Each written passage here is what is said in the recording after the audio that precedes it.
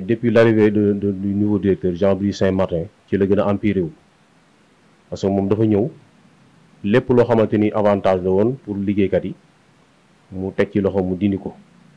bi ci njëkk mooy caisse de solidarité boo xamante ni daan nañ ci dimbali ko li muy feeraay tous les matériels usagés ñu amoon ko mu ñëw teg ci loxoom dindi ko liggéeykat yi daana caisse de solidarité boobu daana leen permettre bu ñu amee soxla ñëw ñu lebal leen ci après ñu leen koy dagg caisse de solidarité boobu daana permettre nit ku am naqar ñu génne ci benn somme jàppale la ñu nit ku am cas social aussi ñu jàppale la ci bi mu ñëwee li mu njëkk a def mooy dindi loolu beneen bi ci des mooy ñi nga xamante ni dañ fa def pendant 20 ans pendant 18 ans 15 ans mu fexe ba jëlee leen fa ñi nga xamante ni aussi tamit dañoo yoroon ay postes clés mu jëlee leen fa teg fa ay nitu boppam man mii di wax ak yow le secrétaire général il est en train de tout faire lu nekk mu ngi koy def pour liquider ma parce que poste yu ma yoroon yëpp nangu na ko jox na ko keneen loolu tentation de liquidation la léegi li ñu ciy wax mooy dañ koy masquer di wax ne dañuy réorganisation la ñuy def loolu lépp c'est affaire dañ koy masquer mais c'est pas ça ne se passe pas comme ça. GK Mine ci li muy yëngu mooy c'est un carrier minier basalte lay liggéey mooy basalte bu noir bi. Nous sommes à Ngoundiane plus précisément à Diack ñu ngi liggéey ci carrière mine te convention BTP lay sunu contrat yi ay convention BTP moo ci nekk beneen bi ci des am na ñoo xamante ni moo ñu war a dé maanaam convention yi ñu ngi koy changer petit à petit ñi ngi koy yóbbu mine am na ñoo xamante ni yóbbu nañ leen mine ñi ngi res BTP ba tey loolu dañ gis ne jalgati yoon la ma gis ne carrière un carrière minier ñu gis ay salaires yoo xamante ni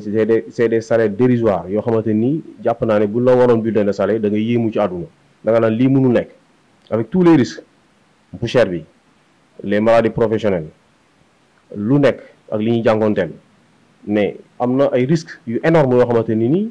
ñoom moom la ñuy jàngoonteel mais gars yi kenn fayu leen loolu am nañ prime de panier mais amuñu prime yi nga xamante ni moom lañ fa am mooy prime de fin d'année prime intermédiaire ak prime de scolarité mais loolu ñun prime yooyu nekkul loo xamante ni nii lu ñu acté la bu ko neexee def ko bu ko neexee du ko def c'est ça le problème te ñun xam nañ ne entreprise bi mi ngi évoluer entreprise ni muy évoluer mooy bi ñuy ñëw di installé wu benn installation moo fa nekkoon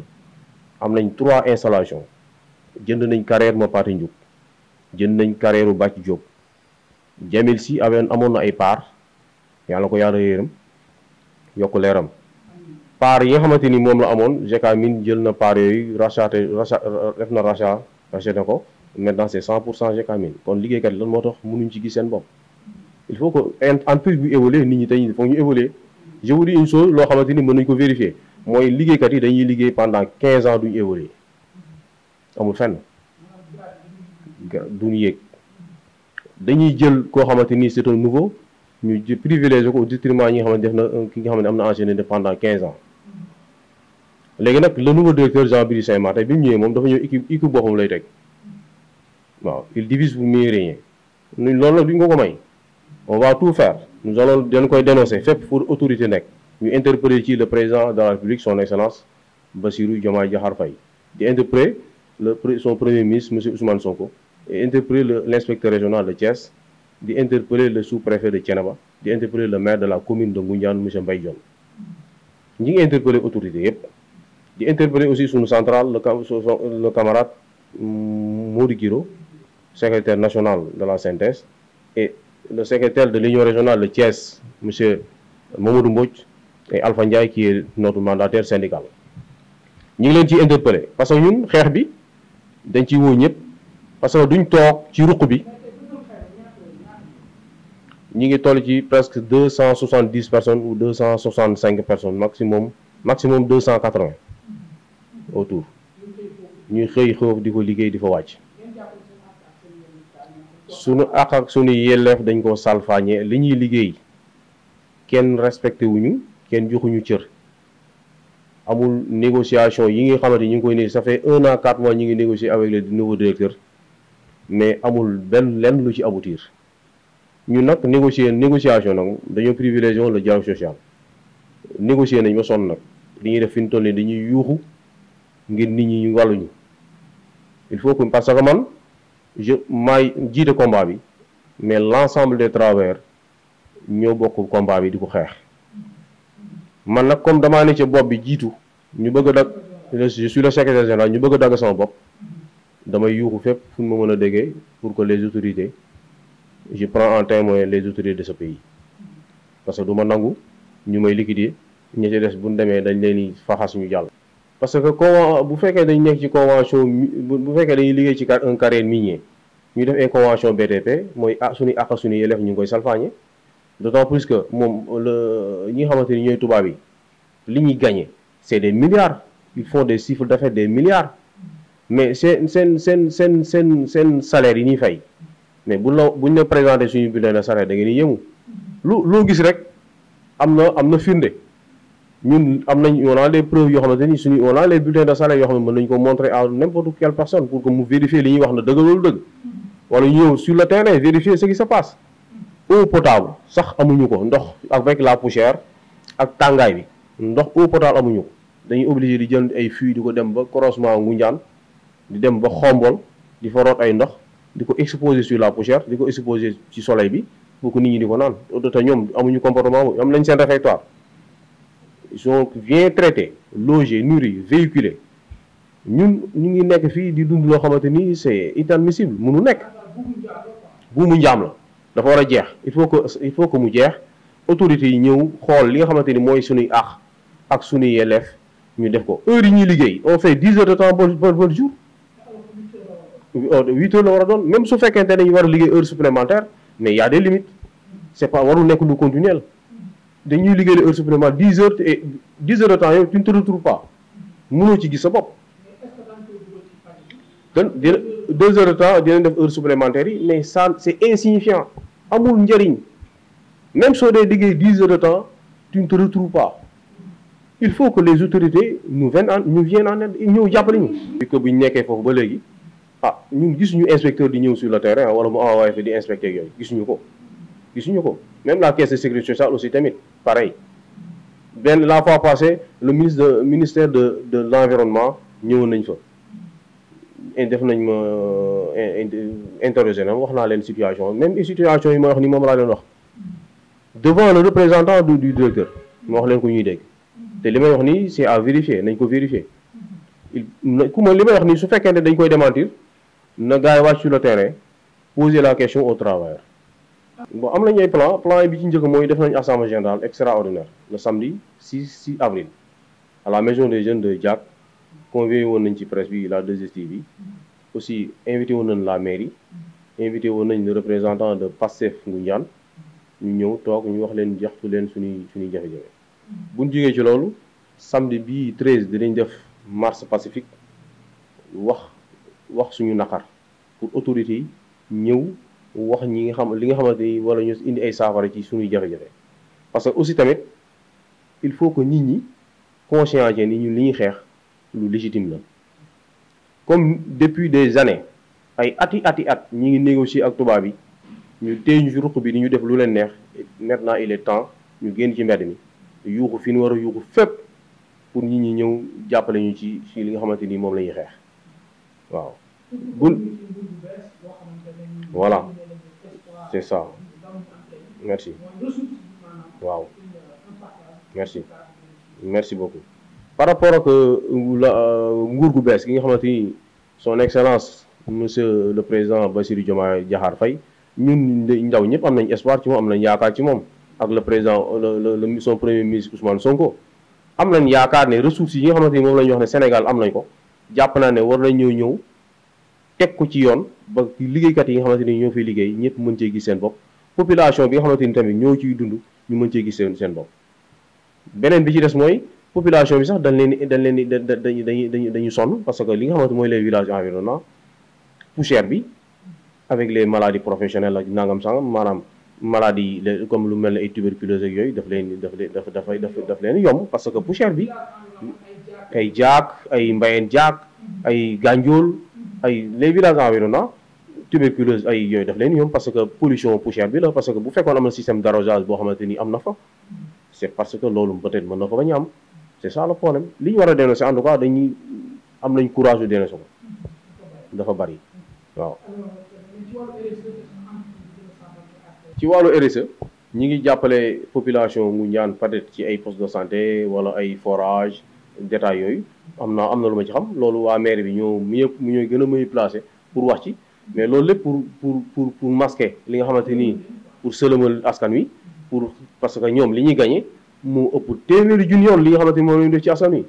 li ñuy def si nga xam ne si lu nekk dafay nekk loo xamante lu insignifiant la parce que boo demee jàkk wala nga dem Ngoundiane ak yooyu il faut les poser la question ñoom di leen tontu ndax carrière yi li leen war ci askan wi ñu ngi koy def wala déet man li ma intéressé li ma ñor mooy damay taxawal di xeexal liggéeykat man ci position boobu laa taxawal par rapport à la population ñoom peut-être am nañu ay représentants ñoom ils sont mieux placés pour wax ci loolu. Je m'appelle Pape Gorossi, je suis le secrétaire général du syndicat des travailleurs de Gécamine Diack Sénégal. Je suis venu ici pour dénoncer ce que nous vivons au sein de notre entreprise. C'est catastrophique. Nous sommes dans un carrière minier et nous avons des contrats de BTP. Et il y en a certaines qui sont en train d'avoir des contrats miniers, mais c'est pas tout le monde. Je vois que c'est pas normal. On ne peut pas travailler dans un carrière minier, avoir des contrats de BTP. Et aussi, on a vu que depuis l'arrivée du nouveau directeur Jean-Brice Saint-Martin, il est venu récemment à Gécamine, mais il nous mène la vie difficile. Tout ce que nous avons comme avantage, il l'a pris.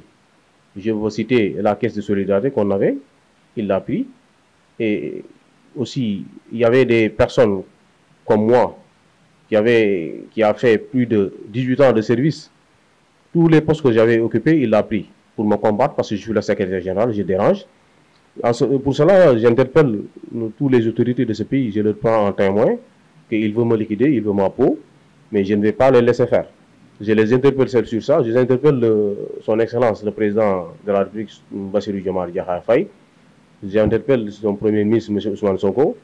j'interpelle l'inspecteur régional de Thiès, j'interpelle le sous-préfet de Thiénaba, j'interpelle le maire de la commune de Ngoundiane, j'interpelle aussi le secrétaire national, M. Mouri Guiro, et Mamoudou Mbodj de l'Union régionale de Thiès. Pour cela, ce que nous avons à dénoncer, le directeur, il est venu nous trouver à la carrière, on a fait plus de 15 ans de service, il est venu muter les gens de gauche à droite, essayer de liquider les gens et mettre ses propres personnes, au détriment des travailleurs qui ont fait plus de 15 ans de service. Les travailleurs qui travaillent à la Gécamine, ils souffrent énormément. On fait 10 heures de temps par jour, 2 heures de temps d'heures supplémentaires par jour. Mais on ne se retrouve pas. On a des salaires dérisoires. On n'a pas de l'eau potable à boire. Un réfectoire qui n'est pas fonctionnel. L'IPEM, on avait l'IPEM de Solivit Gécamine, il l'a supprimé. Il nous a fait une note de service disant que l'IPEM, on va se basculer sur l'IPEM SSPT pour le 1er avril. Le 1er avril jusqu'à nos jours, l'IPEM SSPT ne fonctionne pas, les travailleurs souffrent, leurs familles souffrent. Pas plus tard qu'hier, un camarade, sa femme a fait une fausse couche dans les véhicules à cause d'une négligence de notre direction. C'est une manque de considération énorme. Nous vivons des moments très difficiles. Nous interpellons aussi le groupe VICA qui est en France, qu'il nous vienne en aide. Parce que ce directeur-là, Jean-Brice Saint-Martin, il faut qu'il quitte cette direction, sinon le pire va arriver. Nous, on ne va pas se laisser faire. On a fait une assemblée générale. Nous allons faire des marches pacifiques. Nous allons dénoncer tout ce que nous avons à dénoncer partout. Partout au Sénégal, même s'il s'agit de convier la presse internationale pour dénoncer ce que nous vivons. Nous avons beaucoup d'espoir sur le nouveau gouvernement qui vient de s'installer. On a des ressources. Il faut que ces ressources-là, les autorités viennent contrôler ces ressources-là. Est-ce que les Sénégalais se retrouvent sur ces ressources-là? C'est ça la question. Les Sénégalais ne se retrouvent pas. Nous sommes dans une carrière minier et nous avons des salaires dérisoires avec des autorités avec des autorités qui sont là uniquement pour leurs intérêts crypto-personnels. Il vient ici dans notre pays, il nous exploite, ils font tout ce qu'ils veulent, après rien ne leur arrive. Il faut que ça s'arrête. Il faut que ça s'arrête. La caisse de solidarité nous permettait de s'entraider entre travailleurs. On avait, avec l'ancien directeur, M. Philippe Grisoul, que je salue au passage, il nous a légué la caisse de solidarité en nous octroyant tous les matériels usagés. Ferraille, huile usée, le matériel usagé. On le vendait, on le mettait sur une caisse de solidarité. Cette caisse de solidarité nous permettait de s'entraider entre travailleurs. Un travailleur qui est en cas de difficulté, on lui octroyait une somme pour qu'il aille régler ses problèmes. Quelqu'un qui a un décès, nous prenons de l'argent sur la caisse, aller lui présenter nos condoléances. Ça nous permettait de s'entraider, mais il est venu, il a arraché. Merci. La protection sociale, l'IPEM, on avait l'IPEM sur le ville Jacamine qui était de 60%. Nous sommes venus en réunion mensuelle, on avait discuté pour améliorer les conditions de vie des travailleurs ainsi que de leur famille. On a discuté, on a trouvé un accord pour amener de l'IPM de 60% à 80%, mais nous avons augmenté notre participation en tant que travailleur.